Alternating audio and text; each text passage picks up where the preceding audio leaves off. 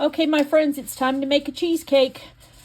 I hate to say this because I'm not really bragging, but I make one of the best cheesecakes ever. I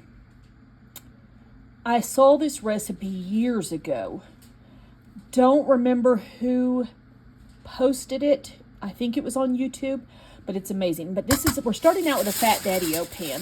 That's my favorite. And what I'm going to do is take this bottom out, and I'm going to just cover it with some tin foil. And then I'm going to press it right back down in there good.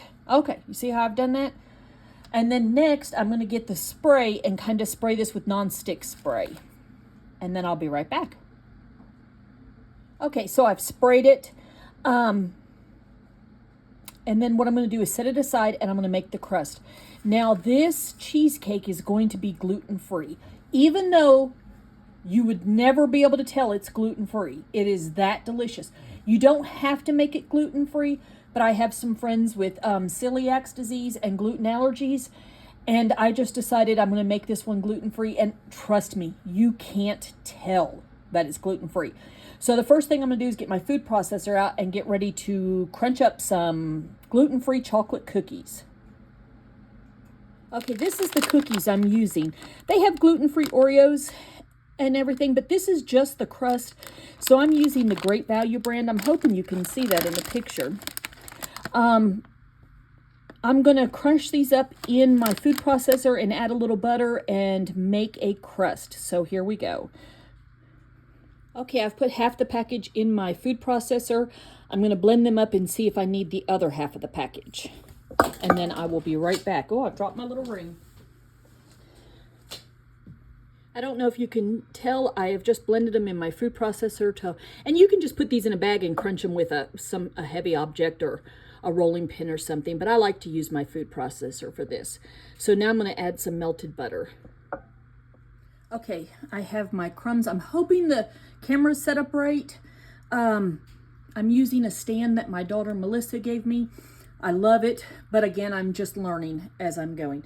But I'm going to add 2 tablespoons of melted butter, but first I want to check this and see how this video is looking. So bear with me for just a minute.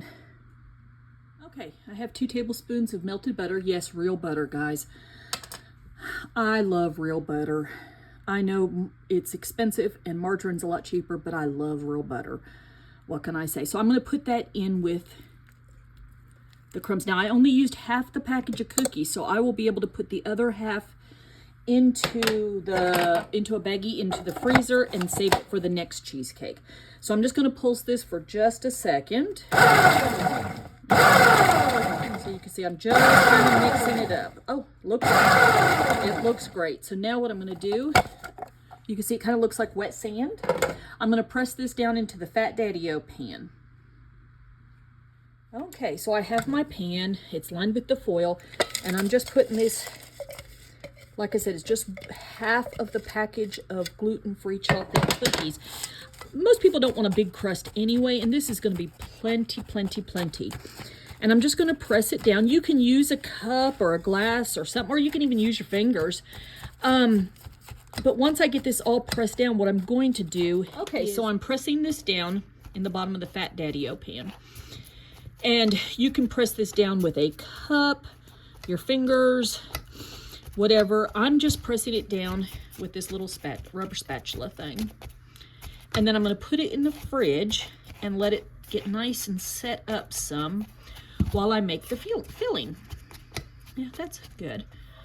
Okay. Oops, got a little bit on the back of my spatula. Let's put that down in there. There we go. Okay, I'll be right back. Okay, I've cleaned out my food processor, and now I'm going to use 2 packs of cream cheese. I may actually have to microwave my cream cheese because I just got home from Walmart. And it may need to be softened a little bit. If so, I'll put it on a plate, and then I will put it in the microwave for about 30 seconds, and it's going to be 2 8-ounce packages of cream cheese. And let me check that to see if it's soft enough. Okay, so it was not soft enough, so I just put it on a paper plate, put it in the microwave for 30 seconds. It's 2 packages of cream cheese. Now, you can use any kind of cream cheese you want. When it's for cheesecake, I mean, for some things, it doesn't matter to me what kind of cream cheese, but for cheesecake, I want Philadelphia cream cheese. Now, that's up to you on if you want to use Walmart brand or Aldi brand or anything, save a few dollars. That's up to you. Me, I want this to be top of the line. Okay, I'm going to blend this up real quick and then come back for the next step.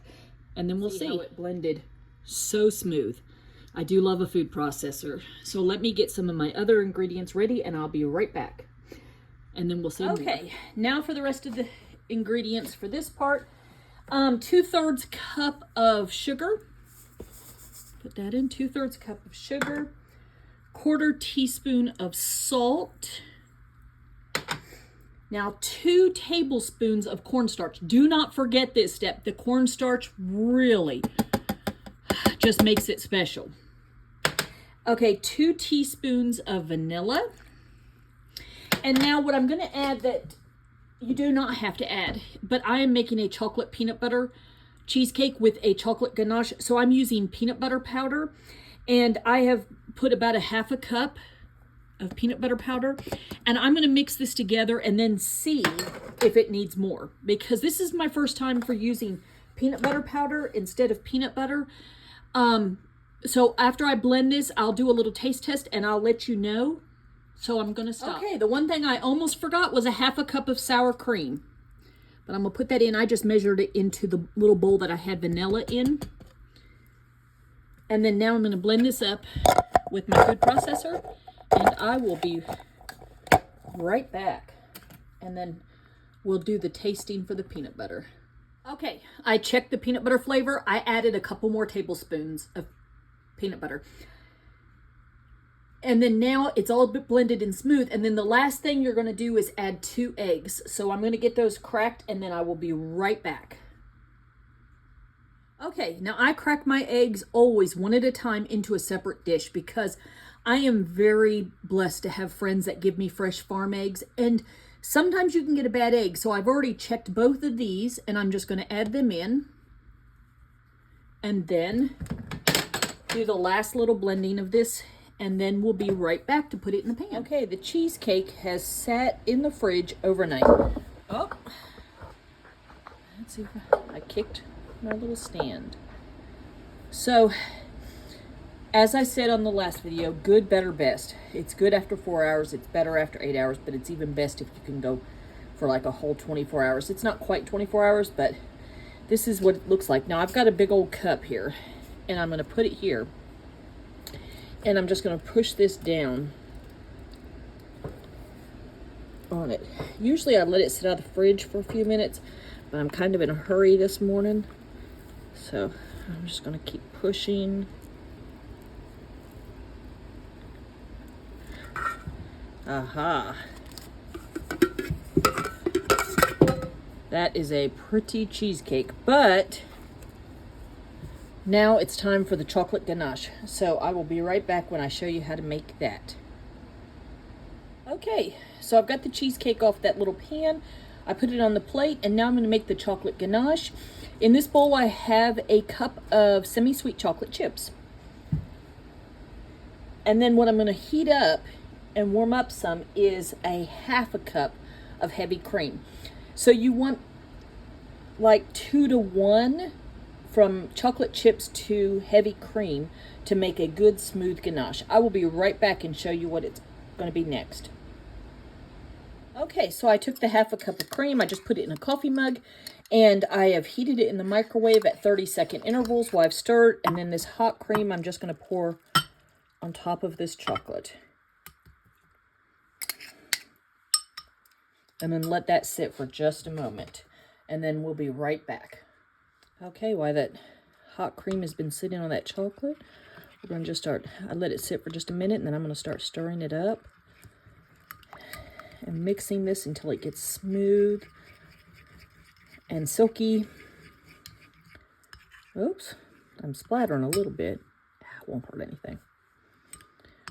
I usually use a bigger bowl and a whisk, but I was trying to get it to fit into the camera this time, into the camera footage, which I guess I could have still done that. But this will work. It'll take me an extra minute, but that's okay. And then as soon as I get it all mixed, I'll be right back. And then we'll see. Now we're back. Look at this. Look at this smooth, silky chocolate ganache. Simple, 2 ingredients. And then let's see if I can get over here to put it on the cheesecake. I'm just going to pour it in the center. I don't know if y'all can see that. And then just go around and around with it. Oh yeah, 1 cup of chocolate chips was definitely enough for this cheesecake. I'll try to get it to go a little bit over the edges so we have a few little drips around the edges. I think that would look pretty. And then I'm going to put this back in the fridge and let this all chill down. There we go. I still got a little bit more in here. I might as well put it in the center here. There we go. Very pretty, if I say so myself. I hope that you try this recipe. I will try to get a picture of it cut, but let's see if I can show how pretty that looks.